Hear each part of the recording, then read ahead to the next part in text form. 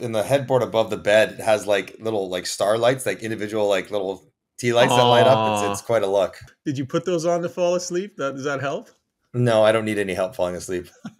I used to always stay in Scandic hotels there. That's where I am. I'm in a Scandic. Yes. There you go. On multiple continents. Got your back. Let's do it.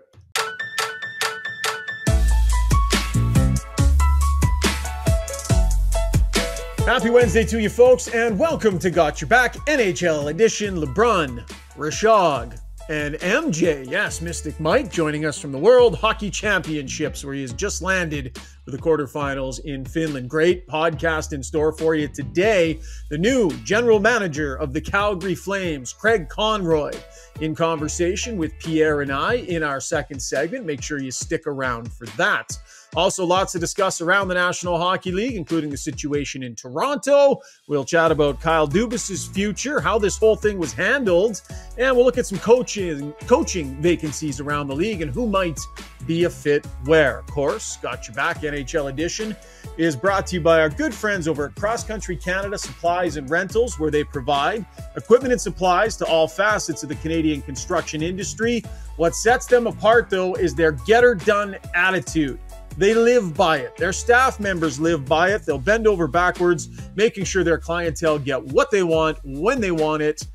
No excuses. Cross Country Canada taking great pride in that attitude, and they believe their customer success is their success. Proud to have them as title sponsors here on Got Your Back, LeBrun and Rishaug. As we say hello to the fellas, I almost said good morning, but I'm not sure that fits, Johnny. You have now moved from Riga, Latvia, over to Finland. And so what time, like we're taping this at 7 Mountain Time here on a Wednesday. What time you got there? 7 Mountain, 9 Eastern, 4 p.m. Right. Finland time. And just to keep things, the continuity of it all, I just woke up. So there we go. It feels like it's 9 a.m. Eastern because the late afternoon nap. It was an early start. Although I'll say this, we got to fly the charter from Riga to Finland, and we were on there with Team Canada and Team Czechia. So I'm like, oh, it's old times. I'm flying a charter with Shane Doan. Yeah. It was great. So, but that was like an early flight this morning. So I just had a nice little nap. So I was ready to go for today. Nice. I used to try and keep, when I covered that tournament, MJ, I was in my late 20s, early 30s. So I used to keep North American hours in Europe so that it made it easier for radio shows. And you can't do that. There's no way. There's no way. I was young. I was up late. I was up late in those days. Well, I just assumed the reason, you were walking around looking like a zombie was because of, the good times you were having as opposed to just not sleeping properly. I was not sleeping properly. Bit of both. Tell you what, that town, Riga, Latvia, it took a bite out of some of the teams. They enjoyed themselves there. It was a very, very fun couple of weeks for the guys. Yeah. I was there a couple of years ago when the World Championships were over in Denmark. We started in Riga, Latvia, covering Team Canada, so it's a lot of fun. Speaking of fun, Johnny, listen, lots to break down in the National Hockey League. We'll get to that in a minute. But you got to experience something pretty cool, man. Those Latvian fans, tell us about what went down, the importance of that game, and what that was like. Yeah, listen, like the World Championships, I get it's not the Stanley Cup playoffs, especially for North American fans. But last night, I was in Riga, Latvia. Latvia hasn't made the quarterfinals in over 10 years, and they needed 1 point. So it'll get to game to overtime against the previously unbeaten Switzerland, best in the group, to get to the quarterfinals and host a quarterfinal game at home. And sure enough, they get out to a 1-0 lead, 1-1. 2-1 Latvia, 2-2, 3-2, 5 minutes left. Switzerland, you're thinking, that's it. It was a great run. The air was out of the building. And with 5 minutes left, the captain, Kasper Zdogovic, who used to play in Ottawa for a little bit among other teams, scores to tie it up. And it was as loud a building I have ever experienced in person in my life, any venue, any sport, any moment. And they were that way for the better part of 3 hours. It was an incredible, emotional scene for them. And then they won, or they got it to overtime, and then they won it in overtime to make it even better. And it was like, it's like they won the Olympic gold medal. It was that sort of important. Every politician, Kristaps Porzingis, every player, Zemgus Girgensons, guys not on the team were in the building. Everyone in Latvia came to watch this, and they won it on home ice. It was a special. Every now and then I'd like take my ear thing off just to get a sense of what it actually sounded like. I'm like, I got to put that back on. It was beyond loud. It was incredible. And Latvian fans are known to be rambunctious anyways, but this is times a million. And they did it the entire game. It was Pierre, you can appreciate Latvian fans. It was special to be part of. I was just going to say, I mean, I haven't covered that tournament since 2005, so almost 20 years, but Latvian fans were the absolute rock stars of all the 6 men's world championships that I covered. Literally, they were the loudest fans at every year. And of course, at the 2000 world championships, I've told this story many times, but in St. Petersburg, Russia, they had just built that new rink in St. Petersburg. The Russians have Bure, I think Mogilny, Kovalev, all the who's who of their NHL stars for the first game of the tournament. And little Latvia with Archers, Urbe, and net. And he stopped 50-plus shots. And Vladimir Putin had just been elected, I think, president, and he was in the crowd. I'll never forget that. And they had to, the Russians had to listen to the Latvian anthem. And after the game, I mean, I get that it was a huge upset. I'm waiting for Archer Survey because he's really the only guy in Latvia that I knew.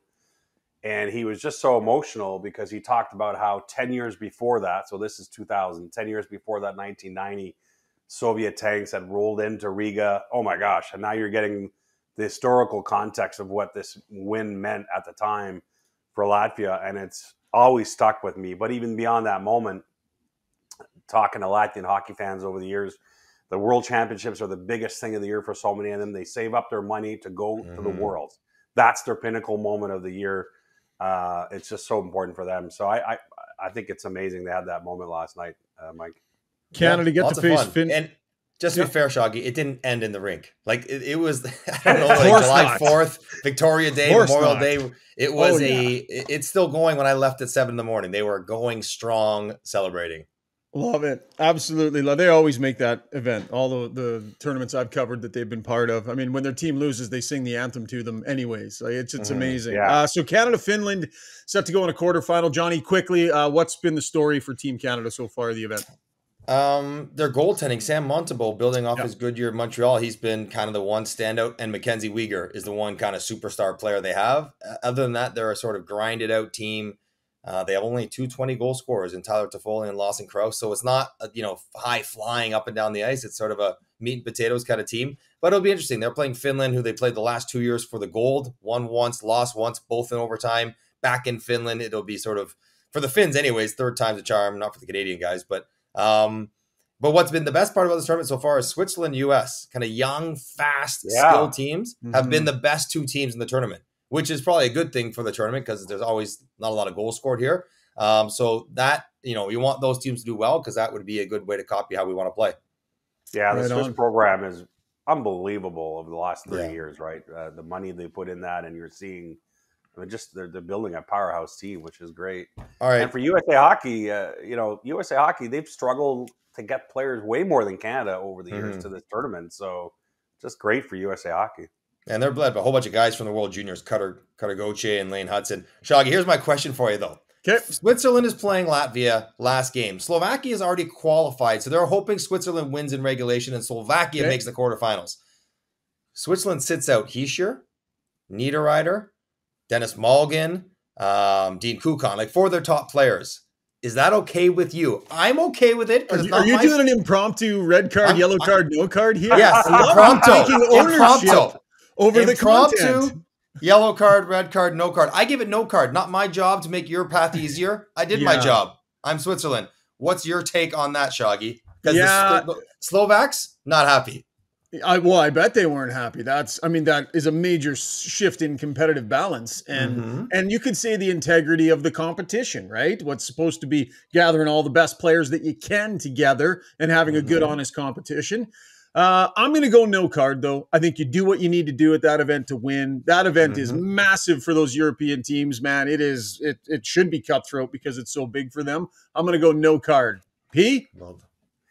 I'm going to go no card because I think that you've earned the right by being first and resting guys before the real game starts. I like it. Okay with it. I like it. Bunch of cutthroat people. My kind of group. The sign of a good red card, yellow card, no card, though, Johnny, just so you know, is if there's a little bit of dissent among the commentators. So I can get Miro Shatan. He's down the hallway and get him his opinion on it. Yeah, go wake him up. He will not. He will definitely say red card ejection. And for the record, here's my iPad. The book I'm reading, Terry Ryan's book right now, just for the record. Terry Ryan's you're reading. Yeah. Yeah. Tales of the First Round Nothing. Is that the one? First round bust or first round nothing. Yeah, exactly. Whatever it's called. Yeah. Whatever it's called. Awesome. Well, the Ultimate Arbiter not available on location doing something. But we're thinking that we can't speak of. Yeah, we'll get him back on the podcast soon. All right, Johnny. Since you're producing today, am I okay to move on to the breakdown here? Yeah, let's go. Let's get to the NHL breakdown. Come on. All right, let's get to the breakdown. Tons to discuss. Brought to you by our great friends at Kuma Outdoor Gear. They got a wide range of gear to fit all your outdoor needs, from tents and sleeping bags, travel games, pet products, and drinkware. And they've got a fantastic new heated chair. It is called the Switchback Chair. It's powered by Bluetooth technology. You can preheat the thing before you go outside if you want. Absolute luxury in an outdoor chair. I've got one. I love it. I'll probably sit in it at some point today. Kuma Outdoor Gear. Proud sponsors here on Got Your Back NHL edition. Jamie Benn. He's a warrior. He's a battler. He's an alpha male. Sometimes alpha males flex. It was called disgusting by Jonathan Marchessault in an in-between periods interview. Johnny, what would you call it? What did Jonathan Marchessault call Pietrangelo Slash, just as a point of reference? Was that also disgusting? Well, he referenced the fact that it was called not a hockey play, right? Okay. And did he say that about Petro when he did it?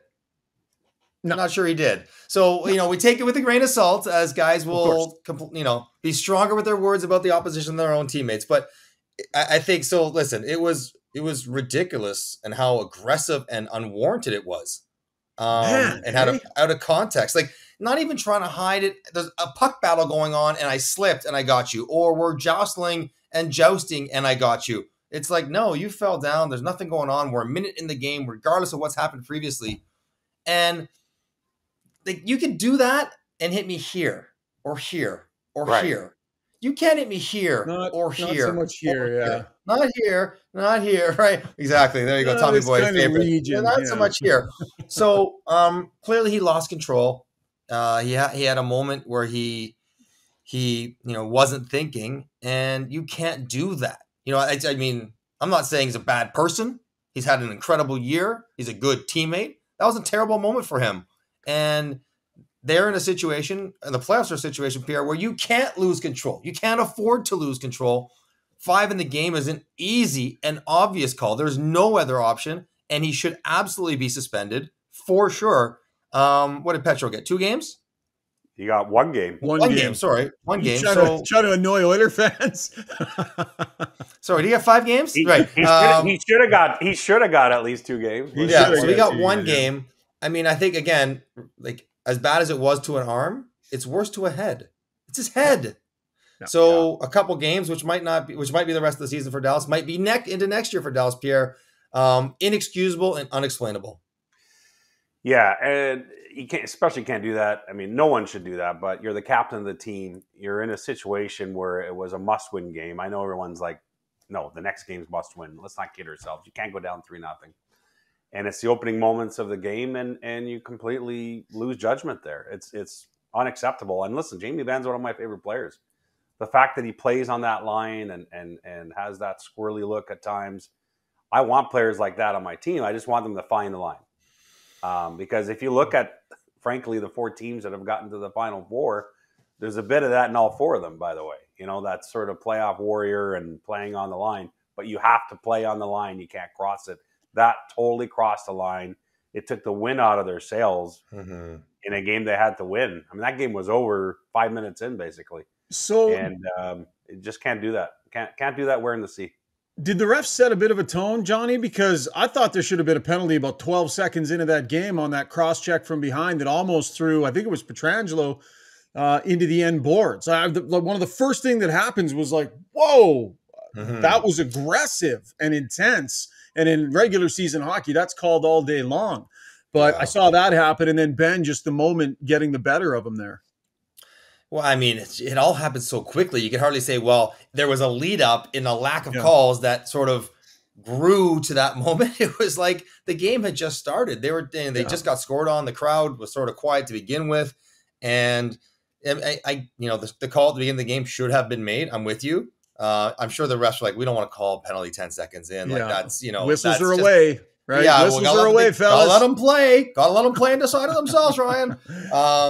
But I mean, they could have called that one, but whatever else happened, like there could have been a full scale brawl the shift before. It still does not excuse, allow, explain, give any sort of justification or rationale for what Jamie Benn did. It's flat out, and it's tough. And it's a serious mistake when your own coach, the coaches defend players through all kinds of insanity, like they absolutely out of the side of their mouth know they're making no sense. And Peter DeBoer just like, I'm not going to pile on. He made a mistake. Like that's all you can say. I got that clip right here, Johnny. Here's Pierre DeBoer post game. Made a mistake.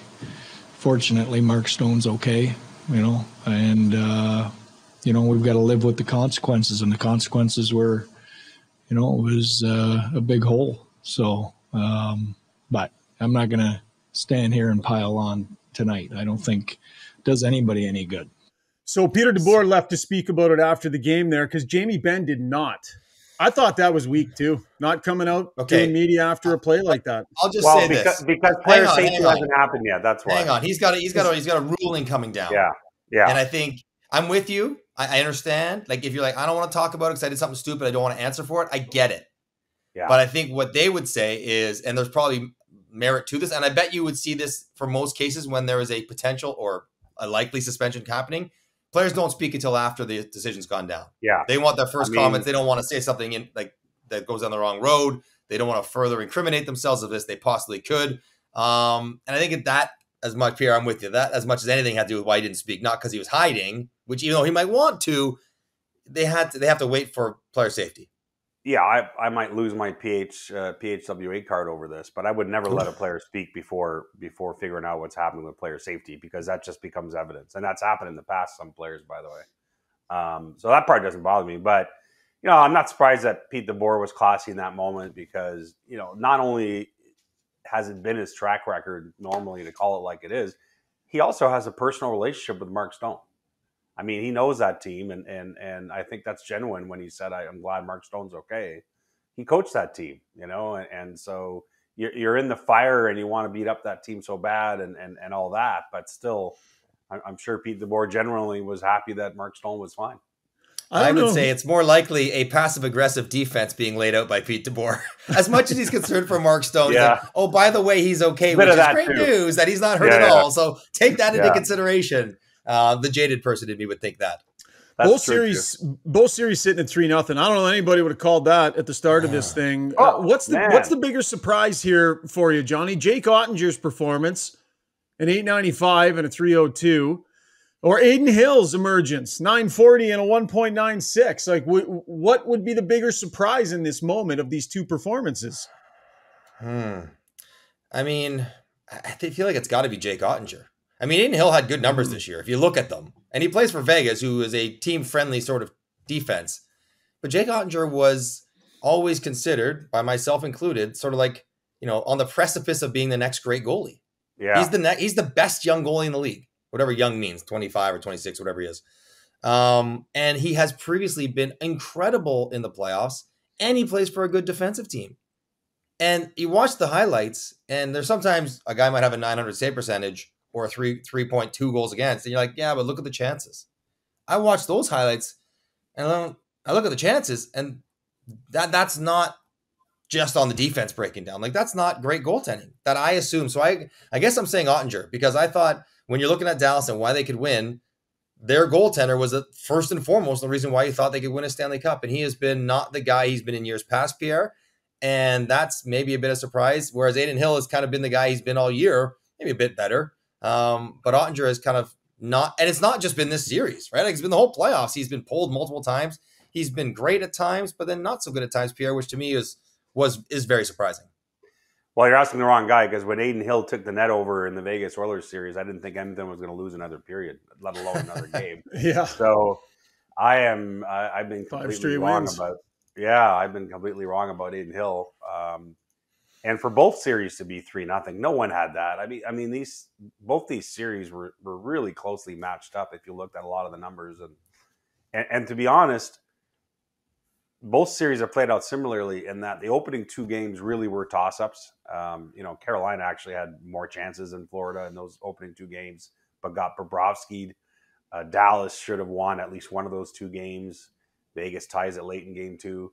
But then you're down 2-0, and what I think I've seen in the last 48 hours in each game three playing out is a psychological part taking over a bit now. Okay, you deserved a better fate down 2-0, and you think in your mind the math should even up here, right? You're getting too many looks. You got to get a bounce going your way. But what I've seen instead in both instances is the psychology of the team that's pressing starting to squeeze their sticks and lose patience and lose confidence. And I would say both Dallas and Carolina weren't nearly as good in their respective game threes as they were in the opening two games when they probably deserved a better fate. It's because now you start to play defeated, and I think I saw that last night again. I would only argue last night for Dallas for sure. I mean, and that was over so early. Score effects had 55 minutes to kick in. So, Dallas outshot them late doesn't really mean much. But I look at the Carolina game three. What were the 5-on-5 shots in that game? Like 34-14? 34-12? Yeah, it still was. But MJ, watching that game, I know that the numbers were there for Carolina, but I also think a lot of it was perimeter. Sure. I don't feel like they're getting second chances on Bobrovsky like they were earlier in the series. And I know from talking to someone in the Hurricanes organization, they felt similarly. Like, it's starting to, I think it's starting to get there. Now, I'm not writing both things off. can be true though, right? Like they probably should have scored more than they should have scored a goal in game three. They probably deserve that, but they're also maybe not getting the looks they want. But I mean, I sometimes when I wake up and I haven't watched the game live, Shaggy, I'll I'll watch the highlights and I'll watch the tape of the game and I'll kind of evaluate it. But sometimes before I even do that, I'll go to that Money Puck's a great site that has a whole bunch of different features on it. And one of them is like deserve to win-o-meter. And they run like 1,000 simulations played out that way. Who should win? How often? And Carolina's been like 80%, 75% all three games. Yeah, I know. So, especially in the opening two games. The opening two games are unreal. Take for what it's worth. It's an algorithm. It might not be the most accurate thing in the world, but it gives you a sense of how sometimes goaltenders just mess with everything. The best laid plans, the best put together team, the best game plan and coaching all goes out the window.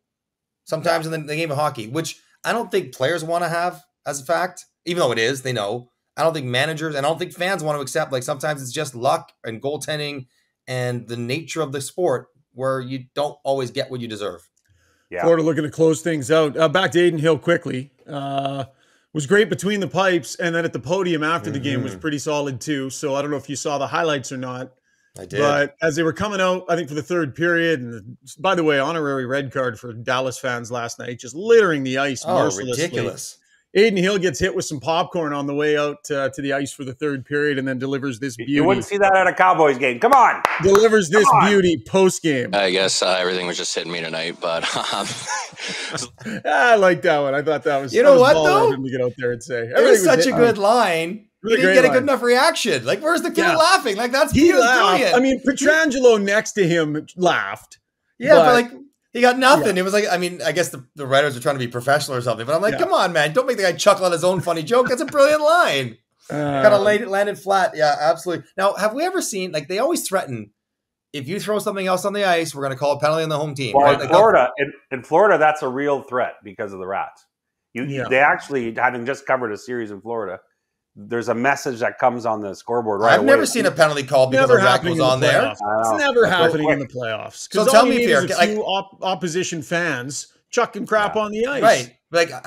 So what about when they win and it's 2-0 and there's 10,000 Rats? I don't see a delay of game penalty going up on the board. Yeah. And they warned Leaf fans in Toronto on the elimination night. But why warn me if you're never going to call it on me? And it's I get it's an impossible thing to call, Sean, because you're right. Like, I'll buy a Dallas Stars hat if I'm a Vegas fan and throw it on the ice and get a penalty from the other team. But I get the warning. I just can't remember anyone ever getting called on it. Yeah. Fair enough. Okay, guys, Yep. let's get to some of the management and coaching stuff happening around the National Hockey League. And where else do we start but with the Toronto Maple Leafs, Kyle Dubas, Brendan Shanahan, the soap opera that we saw play out here. Interesting statements from both. So Shanahan, with a shocking level of detail in his press conference about the intricacies of their negotiation, the ebb and the flow, and how he felt and how he perceived Kyle to feel. And boy, just really pulled back the curtain, Johnny.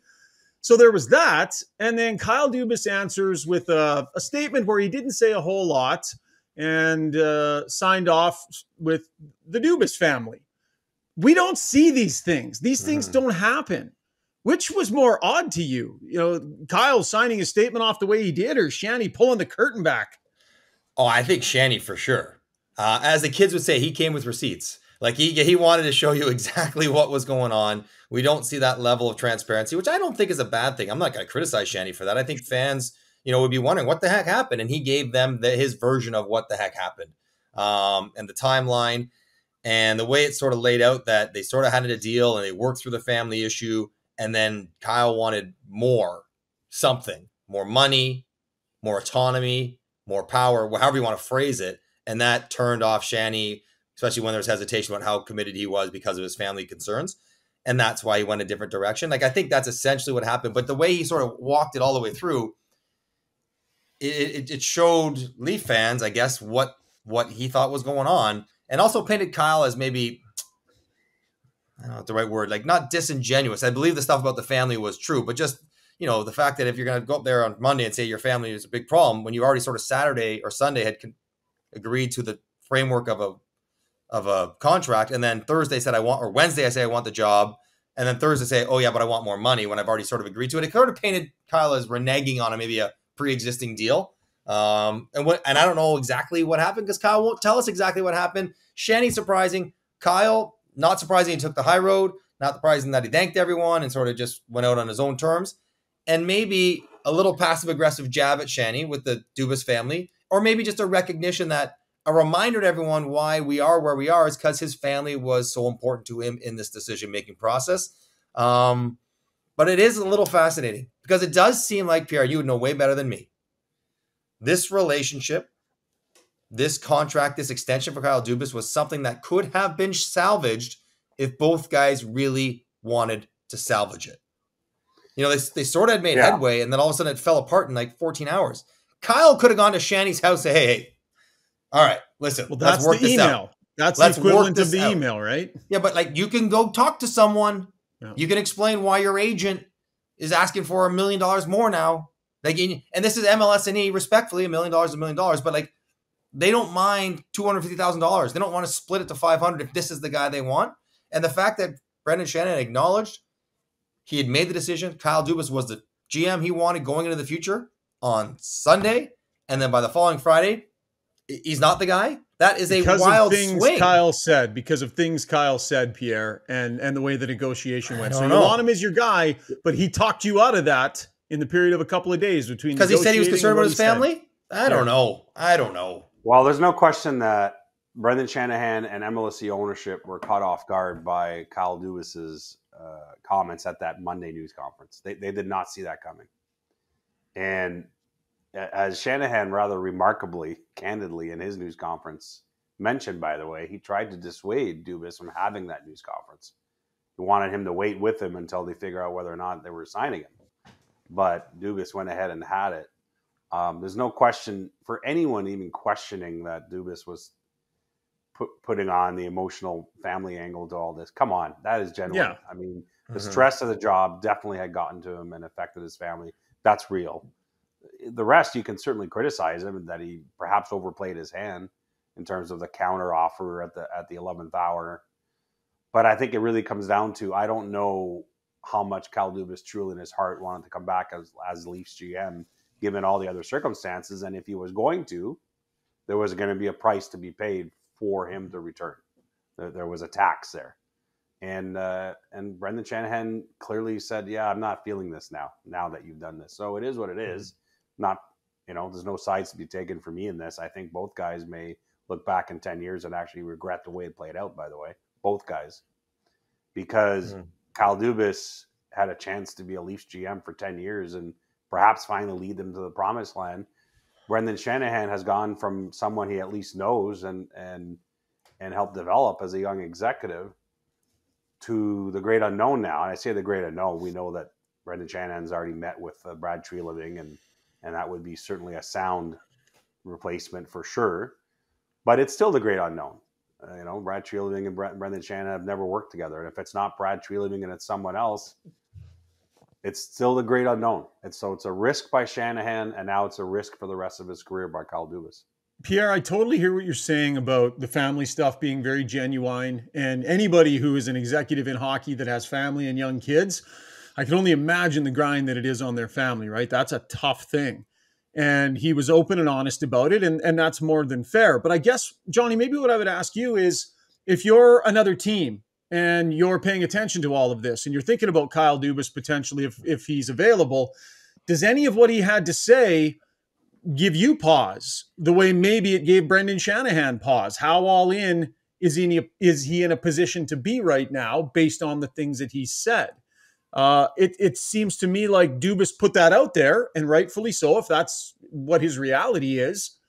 But, and then sort of boxed himself in a little bit by saying, if it's not Toronto, it's nowhere. So the combination of those things, how do you think about the way that all played out for future employment? If you're asking me, I would say like this, Shuggy. If you're asking me if I would mind if I have a guy as a GM who is, devoted to his family as well and prioritizes them as well as his job and tries to find a balance and make sure that they're well taken care of as well as doing a good job. Of course not. Right. Of course not. And I think it was just rare because you could ask Ken Holland. Now, he's older family, but he could, any Brad Treliving, anyone who's a GM in a Canadian team, like it's probably pretty stressful on their family. Like, I don't think Kyle's alone in feeling this. And so, I don't think it affects one way. The only thing that kind of boxes him in is saying Toronto or nothing. Yeah. Now, he could very easily explain a reversal of that by saying, well, that was pre-Shanny thing on Friday. Maybe my desire to, see it out or be, leave Toronto alone is different now. Now we maybe want to go somewhere else. And I like the way that Pierre phrased this, because I wonder if this is maybe how, I have no idea if it's true, but can you imagine, let's play this out. Kyle says what he says on the Monday. He's got the deal. He goes and sits down, talks with his family. And his family says, listen, Kyle, we love what, you love what you do. You're very good at it. It's so hard in this market with the attention we get and the stress on you and the stress on our family. Maybe there is a leaf tax to doing this job here. Because let's say you're going to make $4 million on the previous contract. Well, you can go respectfully to Pittsburgh and make $4 million, and we don't deal with that same degree of stress at all. Not the same scrutiny. No one talking to me at the grocery store. No one leaving. There is a leaf tax for the burden it is on our family. And then he goes back to Shanny and sort of maybe asks for that tax payment. And Shanny says no. Like, that all sort of makes sense. I agree with Shanny not liking it, but I also agree with Kyle maybe asking it because it is that challenging. But as far as if he wanted to, I still think Kyle Dubas could find a job this year in the NHL as a GM. Pierre, not many jobs available, but I don't think there's any hurting his future chances because of how this went down. No, he's got a bright future ahead of him. Whether he jumps into the Pittsburgh thing, if that interests him, or decides to sit out this cycle and wait for, could be a job opening in Edmonton in a year. We'll see where that goes for Kyle Dubas. I mean, I got to tell you, for the amount of people that the Penguins have interviewed for that GM job, and I get it, the Penguins are one of the sexy franchises in a league with an amazing history. I don't think that's a great job. Like, you're trying to push your window open about 2 more years with a legacy core for sure. I mean, Sidney Crosby, top 5 player of all time. But what we saw this year, frankly, is who they really are. They're a bubble team until they go off a cliff, in my mind. Pierre, would the Pittsburgh job or the Ottawa job be more, desirable for Kyle Dubas? I know people have mentioned the Ottawa job. I guess that one, to me, all depends on who ends up as the owner there. Like, for example, if it's Michael Andlauer, there's been so much said that, he has a close relationship with Steve Staios. Sounds like Staios might be a possibility there for GM. I know that there's someone, I can't report it because I can't confirm it, but there's a name connected to the Kimmel Group and so on and so on. So, yeah, it may be that Dubas, it would be a strong option for Ottawa, but I think it depends on who ends up in charge. in terms of the owner. If you're asking me, Shaggy, which job I'd rather have Ottawa's. Yeah. Brighter outlook for sure. the next 5 years, right? I think Pittsburgh, you'd be trying to do something that you shouldn't try to do. Yeah. Which is win with the current group. That's a right great now. point. Yeah. Yeah. Really good point. And, so and, let's and listen, I guess I should be careful here, but I've spoken to a candidate. Just go for it. Well, I've spoken to a candidate that had an interview in Pittsburgh. He's no longer part of it, but he told Fenway that this is the reality of where this roster is headed, and I'm not sure that it's what Fenway wanted to hear. So maybe that's why he's not a candidate anymore. Well, but I mean, I think I respect people who do that because they want to go in if they get it with a clear understanding of expectations. But my point is, not only am I concerned about the ability of this team to contend again, and I hope they prove me wrong, but it's always a tough spot too when your owners may have unrealistic expectations of where things are. So I don't know. I don't think that's a great job in Pittsburgh. One last thing on Kyle Dubas, and far be it, I'm sure he could care less what my advice is, but he put out a statement on Twitter yesterday. It was well written. There are a few GMs, and I think it's because of his age. He's only 37. Few GMs more savvy and understanding of social media than Kyle Dubas. But if I had any advice for him in his second go around as a GM, wherever that's going to be, is to disconnect a bit from that. Because I think that there's some level of that leading to his stress, especially in the last year in Toronto, where I guarantee you he would have known all the time what's being said about the Leafs and about him and everything step by step. And I don't think it's healthy from a mental health perspective. Listen, same thing we say. I do speak at like prospect camps in Shaggy. Same. I tell that to kids. I'm like, you got to be really careful. When things are going well, it's not the best thing for you. When things are going poorly, it's not the best thing for you. And the same probably applies for executives as well. And for us, it can get ugly. Listen, if I get another, you're worse at broadcasting than you were as a player, and you were a terrible player tweet, I don't know what I'm going to do with myself. I made a point of not going to look at my mentions after I posted my Sam Bennett article following Game 2 of the Florida-Toronto series. Boy, you guys haven't smelled or haven't felt smoke until you've taken on some McDavid smoke in this market. Anything to do with McDavid and the fans will absolutely devour you. So, anyways, good advice though, Pete. Okay, quickly. Lastly, on this. Shanahan reportedly, in his conversations with the core four, this from Chris Johnston, giving him the sense that they would all be back. I feel like the general manager, whoever that's going to be, probably needs to make a big part of that decision. Are you surprised that that might be the case here, that Shanahan gave the indication that those four are heading into the offseason reportedly feeling like they're coming back, Pierre? I would say my interpretation of those events is that Brendan Shanahan probably felt he had to say that to his core four. Whether or not that's the final result remains to be seen. How about that? Is that do I get away with that? Because why say it's it? Your podcast. Well, why say it? No, I just think that he probably felt the need to put their mind at ease, but the reality is I still think all bets are off. But why do they have to know that? Right. Well, I think it's the issue. I think a couple of things come up here, Shaggy, real quick. One is the idea of GMs don't operate in a vacuum. I think we need to appreciate this. There are people that they're bosses, they're owners, whoever, that influence some of the decisions they make. And so you're not exactly sure what is an organization thing and what is a GM thing. I think that is part of every GM's job to some degree. And maybe Brendan's part of that conversation with Kyle when he wants to make trades. The other thing is, part of me thinks listen, I'm all for player empowerment and being mindful of players, how they feel and ownership and what's going on.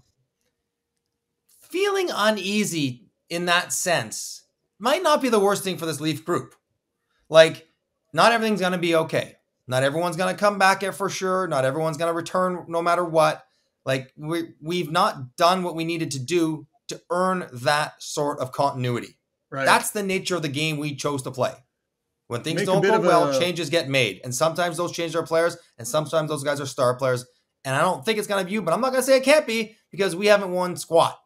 I think there's some sort of value in that. Hey, just so you know, now they're negotiating with Nylander, negotiating with Matthews. They have to sort of placate them, I guess, a bit.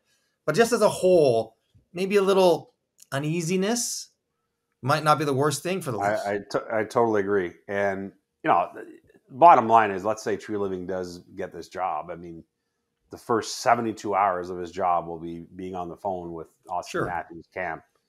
They need to iron out a verbal agreement as soon as possible, because you can't. The idea someone suggested this week from another team, well, you could always, if you have enough trust built up, you can still go to camp and it's not done yet. No. You cannot let July 1st come and go and Austin Matthews has a no move. How could Pierre? How can you ask Austin Matthews to make that decision? What day is today? The 24th? 5 weeks? You haven't even named a GM. Presumably the new GM will want to make decisions about the direction of the team, including the coach. And you're going to ask a guy to commit to 3 to 8 years? And that's probably why Shanahan was looking to provide clarity, right? Because what Matthews' camp is going to want is clarity on the plan and the core. Sure. But you're going to want that from the guy running it, not just Shanny. And even if Austin's group wanted to slow play it under Kyle, that might have been possible. But now it's completely legitimate. They don't have to make up a reason. We don't know. We need to evaluate what's going on here. And can we do that in 5 weeks? Maybe, but maybe not. And I don't think he would be. They wouldn't have to stretch the truth to say that now. He's got to commit $100 million of his career to this team for the next 7-8 years. I don't know if that's enough time, Pierre. I don't know if there's enough time to do that and expect to get a deal agreed upon in principle before July 1st. And last word, P, quick on that. Well, it just gives Matthew so much leverage as if he didn't already have enough. But give him more. Give him now more. It's like I might have played ball with a GM that I knew, that I had a really close relationship with. That's it. And now it's like, here's the price if you. And it's all believable. It's not, you don't have to make it up, Shaggy. Yeah.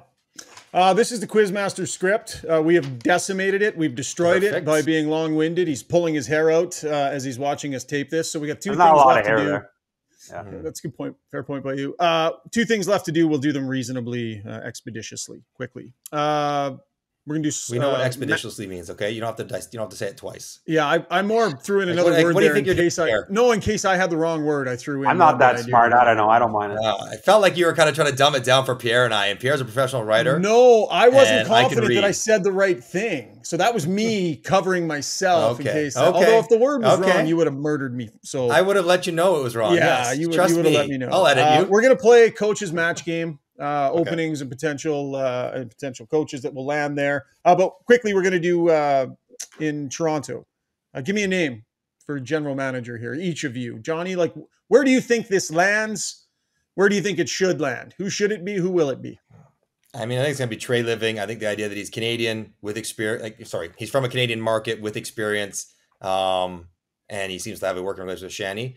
I think someone who's done it before is important. I don't know exactly what name I would choose, but he's one of them. But someone who's done it before. Pierre?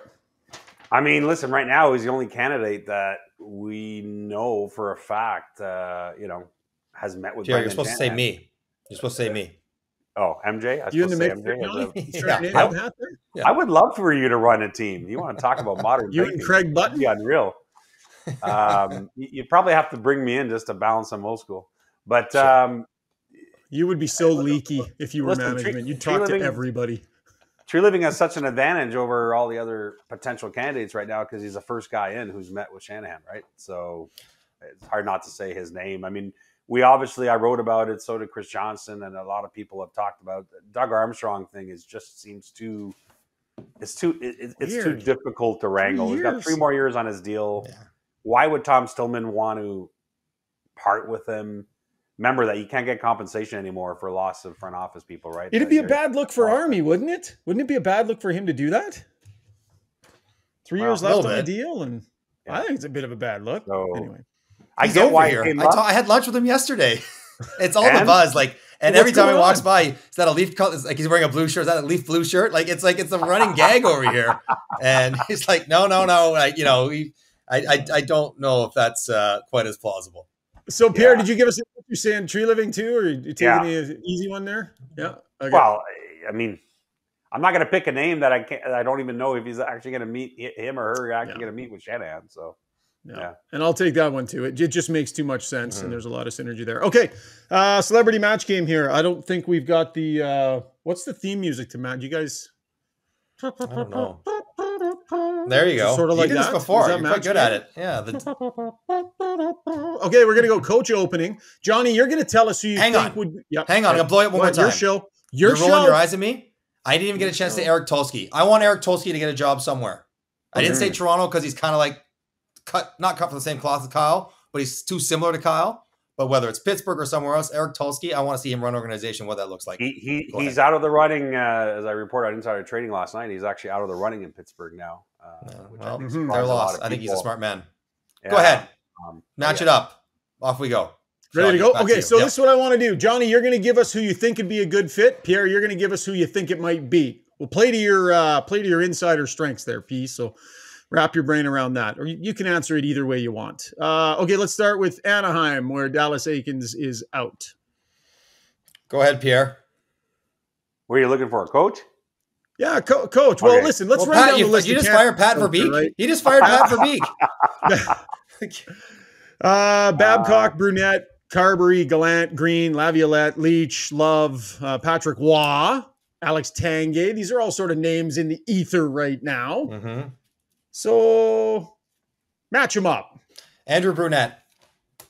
Okay, I'll take a leap of faith. He's already been a head coach. He's had great success with Florida. We saw what he could do. He's been part of another good organization. He's dealt with young, offensive-minded players and seen how they kind of transform into a more complete team this past year. I think Andrew Brunette would be a good coach. And with those kind of players that they're going to have, I think that's the kind of guy you want with them. I'll go Jay Leach. Okay. Calgary, I wonder, the name you just mentioned, right? The relationship there with a pretty important player in Huberdeau. Calgary Flames, though. Yeah. Craig Conroy wants it to be fun to come to the rink. Keep that in mind. Yeah, that he would be fun. Carberry would be good, too. Carberry's a really smart offensive coach. Great on the power play. Think he's ready for it. So I'd say Brunette again because I like him, but Carberry would be a good fit there in Calgary. And he's used to a Canadian market, so that stuff would not faze him at all either. Sense on a front runner, P?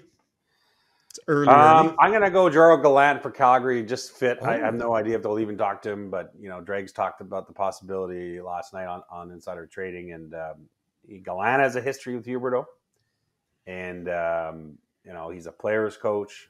A lot of players speak glowingly of Gerald Gallant. That would feel like the kind of hire that would make sense after last year. Columbus Blue Jackets. Laviolette. It's a guy who gives an early coach bump, kind of a stern hand for a team that needs some guidance.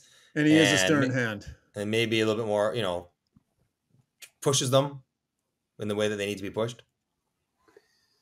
Yeah, it's interesting. The fact that, as we reported, that they've chatted with Laviolette and Mike Babcock, among others, but the fact that Jarmo Kekalainen has interviewed both those guys, what does that tell you about what he feels like he needs in this? Is he looking to bring back Torts in some ways, or what? I just saw Jarmo in the lobby, Shoggy. I'm gonna go ask him next. You gotta go get these answers, Johnny. We're gonna go for a jog tomorrow. I'm gonna go ask him when he's exhausted after 10K. He can't think clearly. When his defenses are down, I'll get the goods. He'll outrun you by miles. Have you seen that guy? You telling me you think he can keep up with Jarmo? Of course I can. Come on, Shoggy. Rangers. I'll die trying. Yeah, exactly. Rangers. Who wants to take that one? Go ahead, Shoggy. Go ahead, Pierre. Give me Patrick Waugh. No. Let's do it. Let's do it. There's our promo clip. There's our Twitter promo clip. Played with Chris Drury in Colorado. Obviously looking to get back, as we talked about on IT last night. He's hired a new agent. He's not coming back just for the sake of it. The fit has to be right for Patrick Waugh. And I just think original 6, how much fun would that be? It would be fun. I have no idea if he's a good coach. So that's why I say no. I have no idea. Like he got the ultimate goalie bump his one good year in Colorado. Jack Adams, didn't he? I think he wanted. Yeah, because what was his goalie that year? His goalie had his career year by 1,000 miles, and then they were not good at all the next year. I don't know if he can coach. So the only issue there is what if he can't? Because New York's sort of committed to now. Like New York needs a guy for now. I was hoping they were I thought they were hoping that Mike Sullivan might leave Pittsburgh because that would be the guy they would go get, but not available. I mean, Mike Sullivan's this is like talking about Doug Armstrong with Toronto. I mean, unavailable. Mike Sullivan's extension hasn't even kicked in yet with that thing. Yeah. I think it kicks in 23-24 season. And he's picking the 25. GM. He's the GM picking team, so he's not going anywhere. He's basically. Did you give us a upper Rangers yet, Pierre? Did you give us a Rangers yet, or we move on to Washington here? Yeah, I said Patrick Waugh. Oh yeah, Patrick Waugh. Yeah, the good answer. Listening? Washington. Yeah, I'm trying to focus on the Quizmaster's list here. Washington. He's got Toronto on the list. Like, that's not me putting him on the list. Quizmaster has Toronto on the list. That's not fair to Sheldon Keefe. Come on. So Washington Capitals. Spencer Carberry. Yeah, he coached their team. Popular name out there. Yeah. Well, they met with him this week. I mean, listen, Washington's talked to a lot of people, but that's a guy that they knew as a young coach, and they probably regretted letting him leave to go to the Leafs. And I bet you they bring him back. We'll see. I could be wrong. Johnny, as we wrap. Jeff Halpern. Yeah. Jeff Halpern down in Tampa. He's been around a lot of winning, coached star players, top heavy lineups. He's seen Poop navigate all that stuff. Maybe he is. He's been there for a few years, so maybe he's poised to take that kind of. And he's got a bit of history with Washington. All right, I like it. I've written down all these answers, and I will report back in about 3 months with who won the celebrity coaching match game. Johnny, great job. Do a podcast in July or August when I'm not around. That would be perfect. Yeah. No, we're doing podcasts all summer, buddy. I just talked to the sponsors. You We're can. good to go right through. Twice You can there. absolutely do You that, can buddy. come down to my cottage, Pierre. We can do it from the dock and hit Shaggy up from the boathouse balcony. Can I come to the cottages, you guys? You can Was come to the I think that cottages. was an invite to the cottages. There's I room. thought I already there's room in the cottage invited for you you. too, Ryan. Yes. Did I hear that? So I'm Yes. welcome? Yes. Nice. Always welcome. In the boathouse. You don't sleep in the main cottage.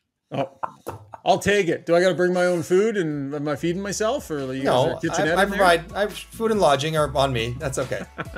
All right, I'll see if the Got Your Back budget has some space in it for a little. We'll have a little meeting of the brain trust this summer at somebody's cottage. Perfect. Sounds good, boys. Johnny, great job of the Worlds as always. Enjoy the rest of the tournament. We'll check in with you next week, my friend. Sounds good. All right, lots more to come on the podcast, folks. Stay with us. We want to tell you about a truly Canadian company. Cross Country Canada Supplies and Rentals provides equipment and supplies to all facets of the Canadian construction industry. But what sets them apart is their get-her-done attitude. It's a core value of their company. I've been to the offices. I've seen how they proudly display that on the wall at each branch. Every one of the staff members lives by the get-her-done formula to ensure they'll never let their customers down. They'll bend over backwards to get their clientele what they need when they need it. They don't make excuses. Cross Country Canada takes great pride in this attitude, and they truly believe that the success of their customer is their success. You can't get much more Canadian than that. All right, time now for Who's Got Your Back, brought to you by Liberty Smart Security, a company that absolutely specializes in having your back. High-quality advanced smart security systems for your home or for your business. They use leading-edge technology to protect the things that you value most in your life. Your home is your castle. Might as well protect it with the best. That is Liberty Smart Security. I've been using a Liberty Smart Security system for, probably 6 or 7 years now. They're awesome. Really intuitive, really easy to use. It's a great product. Visit libertysecurity.ca. Our guest on the podcast today, thrilled to have him, the newest general manager of the Calgary Flames. Craig Conroy played 1,009 NHL games. Pretty honestly, 542 career points, 182 goals. But it's what he did after that that was also pretty impressive. Started down the management ranks, took on any job that he had the opportunity to sink his teeth into, and really earned his stripes behind the scenes. All of that culminating into a press conference yesterday where he was named the team's general manager. Thrilled to have Craig Conroy on the pod today. All right, joining us from what is maybe his new office. Craig, is that are you sitting in the new office? Yep, it doesn't have much in it, so this is the new office. I got to decorate it a little bit. You get to bring in new furniture. You get to kind of like make it your own. Is that one of the perks of the gig? I think they let me do whatever I want right now, so I better ask for everything at this exact moment. Yeah, no question. I was watching the press conference yesterday, and I'm thinking about the way you came into the Flames organization and the welcome you got versus the welcome I sensed yesterday into this job. You told the story about what Jerome McGinley said when they traded for you. Run us through that, because that's one of the all-time quotes for a guy arriving fresh with an organization. Well, the funny thing is, earlier in that year, we were in St. Louis, and Jerome actually jumped me, and he might have beat me up, which, I was like, I said he jumped me. That's why he won the fight. But, and then when I got traded here, to hear him kind of say, we have enough checkers. I don't know why we made the trade. And I get it. Hey, Corey Stone was the leading scorer in the team. And if you looked at my numbers and what I did in St. Louis, I was a third-line checker, and that was my role. So I was like, we're really getting off to a good start here. And I remember everyone saying, this is the nicest guy you're ever going to meet. Tyson Nash is like, Connie, you're going to love Iggy. This guy, you're just not going to find a better person. And I'm thinking to myself, this guy's a jerk. He's not a nice person. He's ripping me. So as you sat down in that chair yesterday, looking at your journey into that job, you did a lot of different things. You took the long way around. You're part of this for a long time. I wonder if in the moment where you sat down and did that press conference, having been, earned this job, if you really got that sense, like you felt glad you took the route you did and that you truly had earned this. You know what it was? I mean, I was nervous. I'll say excited, nervous. The emotions were there because you just don't know. I mean, you're trying to do the best you can to, we always want to win a Stanley Cup here. So you're always behind the scenes. You're trying to do it. And I don't know if I ever thought I was actually going to be in the big chair. And then to be sitting there yesterday, having the press conference, it was special. I mean, it was really special. And to have my family there and just to kind of go and reflect back on everything I've been able to do as a player and then on this side, and to get this opportunity, I can't thank the organization enough.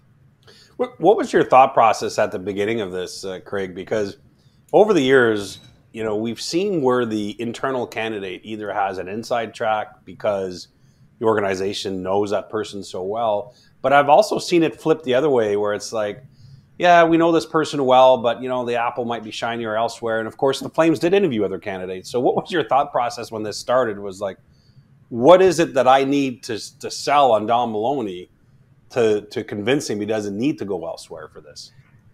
The one thing, Don was very open right at the beginning and said, Craig, we're going to go through an extensive search. Yourself and Brad Pascal are going to be internal candidates, and I'm going to be very upfront and honest with you.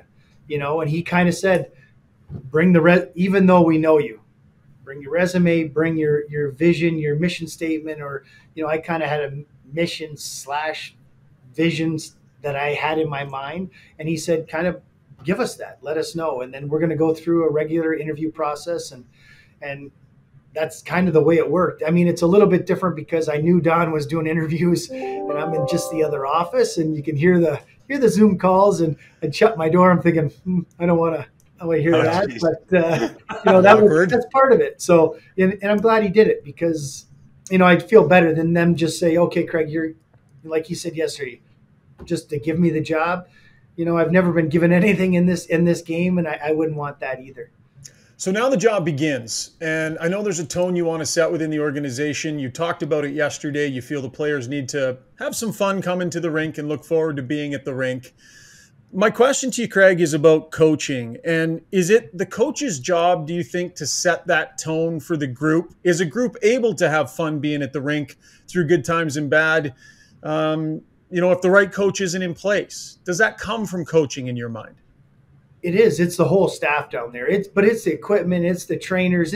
The staff down there has to bring that energy every day. I mean, and when they do, I've been on teams when everybody down there from the coaching staff to the trainers, when you're kind of all on the same page and you're having fun and you care about each other, it translates on the ice, but it does start with the head coach. The head coach sets the tone and the assistants kind of send the message out after, because I still believe you have to have accountability for the players. You can't just let the players do anything they want. They like structure. I like to know black and white, what I'm doing right, what I'm doing wrong. It's that gray area when you get in trouble, when you're not sure. And you need to have that open communication with a coach. You need to be able to go talk to the coach. It's not always comfortable for players. I said, did you go talk to Daryl? You have to go in there and talk to him.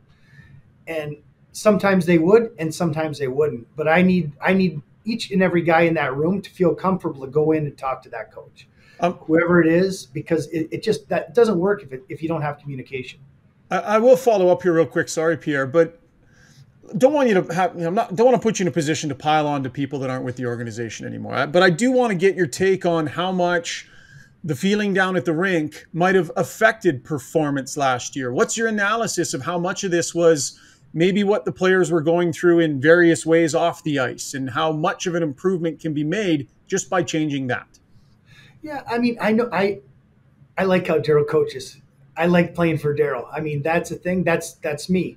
Each person's different, So I do think some guys coming in had a harder time, and as an organization, we figure out how can we make it better. We want to, in the end, we want to win. We want to be able to maximize what every guy's strength is and take them to that next level. And for some reason, we weren't able to do it with this group. I don't want to put it all on the coach. I put it on management. Everybody's at fault here, and I don't ever put it on one person. We're a team, and that's what I said. Nobody wins the game alone. No one loses the game alone. We're just a team together. We win and lose together. Obviously, Jonathan Huberdeau in particular, Craig, is a better player than he showed this year, and he'd be the first one to say that. You do have to hire a coach, and there's a couple of guys out there actually that Jonathan Huberdeau played for. but I'm curious, you don't hire a coach for one player, of course, that's ridiculous. But I'm curious about your thought process as you tackle that one, because that's going to be an important file for you in terms of hiring a coach. Yeah, I mean, we're going to talk to Jonathan. Jonathan's a big part of this moving forward. And, the one thing I want Jonathan to know is we believe in him. We know what kind of player he is. We brought him here for a reason. And I want him to get that swagger back. I think he started to get it back at the end of the year when I'd see him down in the locker room or whatever. But he just, at times during the year, I know he puts a lot of pressure on himself. And we have to, as a management and coaching staff, we have to help him with that. We have to take some of that pressure off. And I know he came from Florida and coming to a Canadian market and being the highest paid player and the expectations that were on him. You know what? At times I thought it was unfair, and I have to figure out a way, and the coaching staff and just the team in general, how to take a little of that pressure off. But also, we want him to have fun. We want him to play. He knows he's a good player. I heard all his comments at the end of the year. I can't agree any more with what he said. And I love when guys are focused and they go home. I know you're going to see the best of Jonathan Huberdeau next year when the season starts. A lot of focus on 7 unrestricted free agents heading into this season. That you got some business you got to get done right away here. I'm not sure what's realistic and how many of them you think you can get signed ahead of the deadline or ahead of this season even, Craig. But if you talked about not wanting to let assets, leave for nothing, if you aren't able to get the bulk of these guys signed, are you feeling like there could be a lot of change come the deadline this year, that not letting these guys leave for free is a big priority? So either get them done or moves will have to be made this year? Exactly. I mean, that was, it was hard enough with one person in Johnny the year before, and obviously Matthew was restricted. So we weren't in a rush to do anything. We could have kept Matthew this year, but he made it, he let us know, and which I appreciate. And I think I'm going to have the same honest conversations with our guys. We like all 7 guys. They're really good players, but I want to see where their mindset's at. I mean, I've talked to them. I kind of have an idea right now, but now that I'm in the big chair, it's a little bit different conversations we'll have. But I want guys that want to be in Calgary. And you know what? If they want to be here and we can do something, I would love to get them signed sooner than later. And if not, I want to explore what kind of options are out there, with other teams. You got to get all the information and then see what you can do to make this. Because then the bottom line is we want to win here in Calgary. We want to put the best team on the ice. But again, we don't want to come to a point where we're letting assets go for free. That's and you were the right-hand man to Brad Treliving for so many years. He was not scared to make trades, big trades. And I'm wondering what you learned from that, seeing it play out like that over the year, especially last summer when he was really put in a corner. But, a lot of young GMs, Craig, sometimes that's not their first go-to, where they want to sort of be on the job for a while before they make a bold trade. But you may not have a choice. yeah, things are taken out of your hands at sometimes, you know. And last year, you know, I saw how Brad went through the way he kind of goes about his business. It was a great learning experience for me, even though I was on this side. But to see the process, to work with him, the one thing he always had a good pulse on what was going on with other teams and what their needs were and if we were fits. I mean, obviously sometimes they weren't, but I think that's what I really learned from Brad. Okay, you know, get all the options, see what's out there, and then, you know, you have to make hard decisions, and that's what's going to happen. And obviously with 7 UFAs this year, there going to be some hard decisions for sure. Yeah, no question. You mentioned, can you talk to these players about the future and what the future might hold before they know who their head coach is?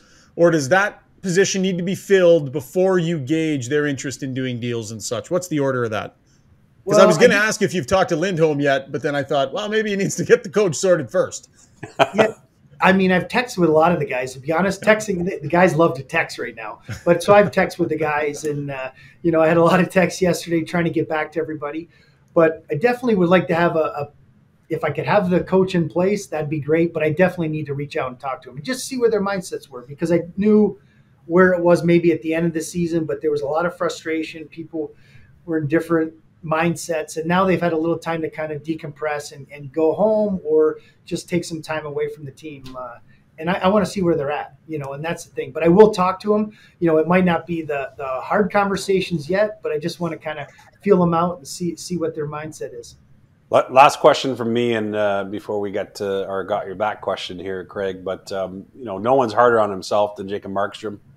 I mean, I give the guy credit that when he was struggling this past season, he talked about it pretty openly. But it's also a reality that that you need better goaltending, right, to get back in the playoff picture next year. What's your thought of where he's at heading into next year? You know, I think I thought after probably the last couple months, really felt like his game was coming back. You know, the thing was, he was just, for me, he was so frustrated even every day in practice. You could see the frustration on him. He is such a competitor, and he wants to do well in the pressure. And we need to support him. I mean, and obviously, the year before, amazing year, up for the Vezina. You know, what can you say? And he's such a competitor. I know he's going to come back ready next year, and I believe in him. So, you know, it's one of those where I'm going to have, when I have my conversations with Marky, I want to know what can we do to help you, Marky? What happened in that last couple months that we can use to kind of start the season? You know, is there something we can do to make it better? You know, he's the key. I mean, the goaltending is the key in the NHL right now. So yeah, I got to have those conversations with him and see what I can do to help him, and then we'll just move forward. Craig, before we let you go, we got to get your Got Your Back story. We love asking our guests that question about the time in their life where somebody came through for them and had their back. So if I put that to Craig Conroy, what comes to mind? You know, the one thing I think back to all those years, I kind of mentioned the fight with Jerome.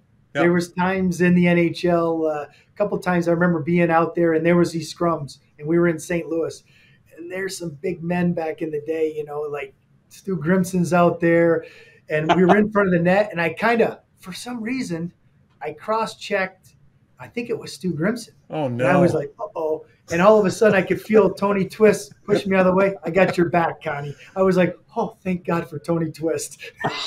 That's a big one. We get a lot of good stories here on Got Your Back, but he might have saved your actual life. Well, you know, when you're in those scrums, you turn around and I know Twister's out on the ice with me, so I feel a little tougher as is than I really was. So you just cross-check, and I turn around, and you kind of look this way, and then when you look up, you're like, oh no. The and Reaper. He didn't look very happy. So to have Twister push me out of the way and say I got your back was pretty good day for me. That's amazing. Craig, you've clearly made a lot of good business decisions in your life. You're the GM of the Calgary Flames now. Cross-checking Stu Grimson, not a good business decision. Yeah. Hope those bad decisions are out of your system now. Well out of your system. Great stuff, Craig. We really appreciate it. Thanks so much for taking some time. Good luck with all that you have to take on here in the coming months. Thanks, guys. Really appreciate having me on. Thank you. And that'll wrap up the podcast, folks. Huge thanks for your downloads and your subscriptions here on Got Your Back. We greatly appreciate it. If you get a chance, go over and leave us a review on iTunes or send us a message on Twitter. A lot of different ways you can get a hold of us. We want to hear your thoughts on our content here on Got Your Back. LeBrun and Rishaug, as well on Got Your Back, Rishaug and Strudwick, our local podcast here in the Edmonton area. Big thanks to Craig Conroy for joining us, MJ for taking some time all the way overseas, and to our sponsors, Cross Country Canada Supplies and Rentals, Kuma Outdoor Gear, and Liberty Smart Security. Talk to you real soon. Cheers.